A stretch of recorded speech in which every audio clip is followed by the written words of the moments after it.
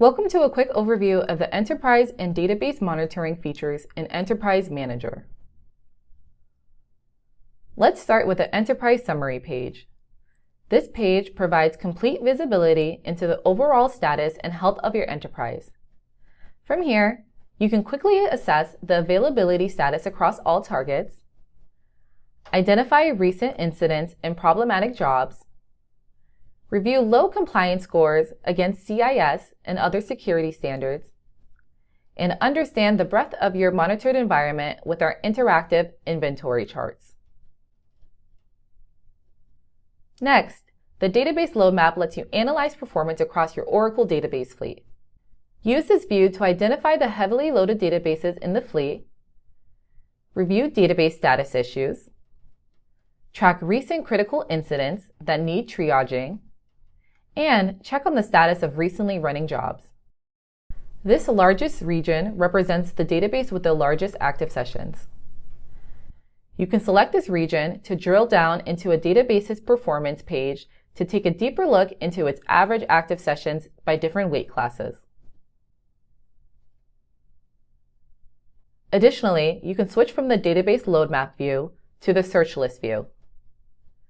From here, select the database that was previously identified in the database load map view as having the largest active sessions. This will drill down into the database homepage where you can further investigate its performance and load. This is the homepage of the Oracle database that we drill down into. Use this homepage to monitor database performance and activity. For instance, you can monitor active sessions per weight, user I/O, and CPU, track CPU usage, memory, and storage consumption by the database, get a quick look into recent long-running queries and the distribution of database time, and for a deeper dive, click on one of the SQL IDs to navigate directly to Performance Hub to further visualize the breakdown of query execution.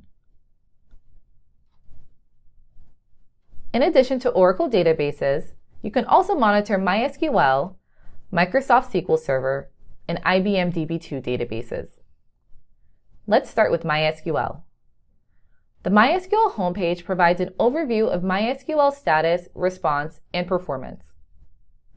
You can review the availability history to see the current status and the status over the last 24 hours.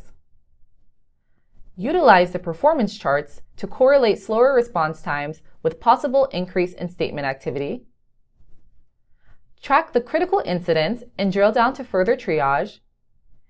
And from here, you can also easily access the Query Analyzer page to run explain plans to triage problematic queries that may impact application performance.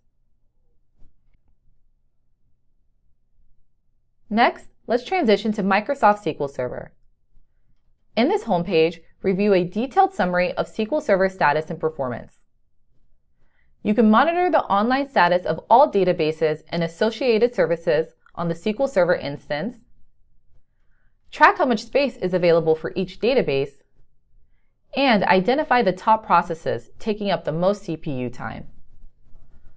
Also on this page, click on the analysis link to access the top 5 highest queries based on CPU time, execution count, or block time.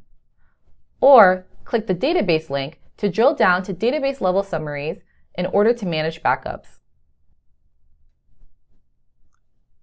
Let's now explore IBM DB2. Use the DB2 homepage to monitor its current status, examine cache ratio to review how well DB2 is using memory to avoid actual disk access and recompiling SQL statements, review a health snapshot of DB2, and track incidents and jobs that have been ran. You can also click the analysis link to access a view on highest queries based on execution count, CPU time, or block time.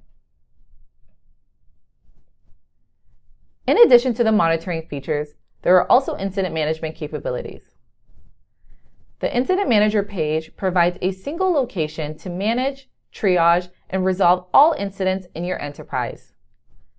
For instance, you can acknowledge or assign ownership, set incident priority, review events grouped in the incident, and execute dynamic runbook steps to resolve an incident. Thanks for watching this quick overview. Don't forget to check out the description below for additional resources.